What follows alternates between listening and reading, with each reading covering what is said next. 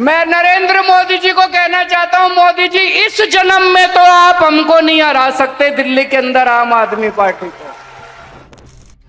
यह उस व्यक्ति का अहंकार बोल रहा जो लगभग 12-13 वर्ष पहले इस देश की राजनीति में शुचिता, सत्यनिष्ठा और परिवर्तन का चेहरा बनकर उभरा था।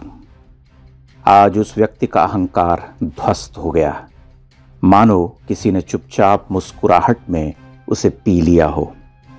अपनी ही सीट से चुनाव हार चुके केजरीवाल जी के गाल पर एक झन्नाटेदार तमाचा पड़ा हो, वह सन्न रह गए हों। यह क्या हुआ? पांव तले की धरती खिसक गई, देखते ही देखते सब कुछ लुट गया। लेकिन वह यूं ही नहीं लुटा। पिछले 10-11 वर्षों का राजनीतिक इतिहास पलट कर देखिए, यह आदमी कितना तेज चला था। इसने कितने प्रपंच रचे, कितने झूठ बोले, निर्लज्जता के साथ बोले, लेकिन अड़ा रहा, खड़ा रहा, क्योंकि इसे अपनी राजनीति पर भरोसा था। अरविंद केजरीवाल झूठ की बुनियाद पर राजनीति में आए थे। याद कीजिए, तब उन्होंने अपने बच्चों की कसम खाई थी कि वे राजनीति में नहीं आएंगे। वे आए, जो कसम खाई थी उसे चबाकर पचा गए। राजनीति में आने के साथ ही उनकी मंशा स्पष्ट हो गई थी। वे नरेंद्र मोदी से दो दो हाथ करना चाहते थे। आपको ध्यान होगा, उन्होंने 2014 के आरंभ में ही गुजरात का दौरा किया था और वहां भांति भांति के करतब दिखलाए थे। तब उनके दिमाग में यह बात थी कि सबसे पहले गुजरात के अजेय मुख्यमंत्री का गढ़ ध्वस्त करना होगा, जो अब एनडीए का प्रधानमंत्री प्रत्याशी घोषित हो चुका है। उन्होंने वहां 2 सप्ताह तक अनेक नाटक किए। लोकसभा चुनाव में वाराणसी से मोदी के सामने उतरे और परास्त हुए। उनके नाटक मंचित होते रहे।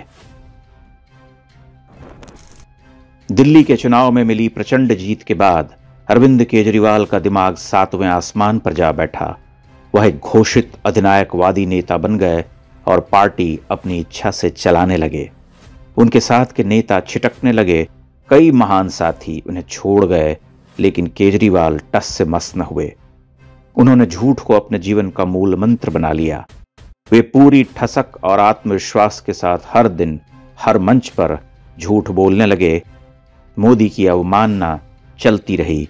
उन्हें भ्रष्ट, अनपढ़, सबसे खराब प्रधानमंत्री कहने का सिलसिला जारी रहा। दिल्ली को अपनी मर्जी से हाँकने की कुचेष्टा कभी थमी नहीं।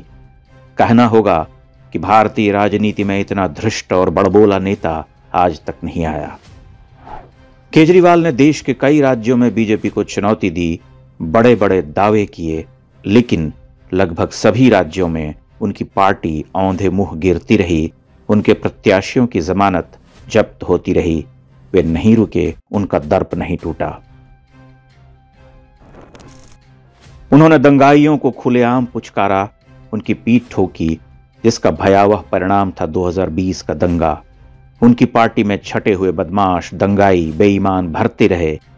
वह ईमानदार बनकर अट्टहास करते रहे। उनका दर्प ऐसा कि वे किसी भी मंच पर खड़े होकर भारत के प्रधानमंत्री का उपहास करते। एक समय के बाद उनकी पार्टी के बड़े बड़े नेता भ्रष्टाचार के गंभीर आरोपों में जेल जाने लगे। वे खुद जेल चले गए, लेकिन उनकी अकड़ ढीली नहीं पड़ी। पार्टी में उनका ही बोलबाला रहा। अरविंद जी कट्टर ईमानदार रहे। चमड़े की साधारण सी चप्पल और लंबी लटकती कमीज पहने केजरीवाल जी बलेनो कार से लग्जरी कार तक आए। करोड़ों का शीश महल बनवाया। दिल्ली की शिक्षा व्यवस्था में आमूल चूल परिवर्तन की विकराल डींगे हाँकी। सैकड़ों झीलें खुदवा डाली। दिल्ली को लंदन बना दिया, लेकिन असलियत में लोगों को छक कर दारू पिलाई।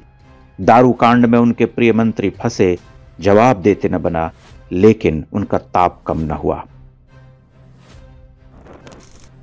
अरविंद केजरीवाल बहुत पहले पहचाने जा चुके थे। लगभग 1 दशक पहले ही उनका असली रूप सामने आ चुका था। एक तरह से वे खुद अपने आप को उद्घाटित कर चुके थे, लेकिन दिल्ली की जनता उनके झांसे में आती रही। उनका जबरदस्त विक्टिमहुड कि मोदी काम नहीं करने देते पर विश्वास करते रहे। उन्होंने एक झूठ को छिपाने के लिए अधिक विश्वास के साथ दूसरा, तीसरा, चौथा झूठ बोला और इसे अपना मूल मंत्र बना लिया। लेकिन हर झूठ की आयु होती है, वह अनंत समय तक नहीं चलता, अनावृत हो ही जाता है। वह एक उदाहरण बनकर खड़े हैं, भारतीय राजनीति की एक केस स्टडी, जिसे ध्यान से पढ़ने, समझने और सावधान रहने की आवश्यकता है, ताकि भविष्य में कोई दूसरा केजरीवाल न पनप सके। दुर्भाग्य की बात है कि अरविंद केजरीवाल ने इन वर्षों में दिल्ली में अपना तगड़ा नेटवर्क बना लिया। फ्रीशिप की उनकी पॉलिसी इतनी कारगर रही कि आज भी वो हाई वोटिंग परसेंटेज के साथ चुनाव हारे हैं। वो अपनी सीट हार गए, विश्व के महानतम शिक्षा मंत्री हार गए, लेकिन खरपतवार इतनी जल्दी नष्ट नहीं होते, उन्हें निर्मूल करना होता है। आम आदमी पार्टी और अरविंद केजरीवाल देश के लिए प्रचंड घातक हैं। आज वे पराजित हो चुके हैं, लेकिन उनके लिए दोबारा उठना सरल न होगा। लेकिन हमें सचेत, सावधान रहना होगा। हमें अपनी समझबूझ बेहतर करनी होगी और क्षुद्र स्वार्थ से ऊपर उठकर देखना होगा।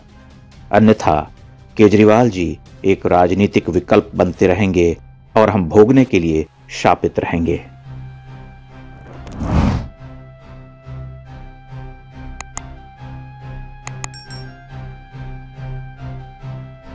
इंडेक्स ऑनलाइन के वीडियो समाज को समर्पित हैं। आप इनको डाउनलोड करके जैसे चाहे वैसे प्रयोग कर सकते हैं। चाहे तो आप हमारे टेलीग्राम चैनल से जुड़ सकते हैं। वहां सारे नए पुराने वीडियो आपको मिल जाएंगे। हमारे सोशल मीडिया लिंक हर वीडियो के डिस्क्रिप्शन में होते हैं। हमारा एकमात्र उद्देश्य हिंदू समाज को जागृत और एकजुट करना है। इसमें सहभागी बने। धन्यवाद।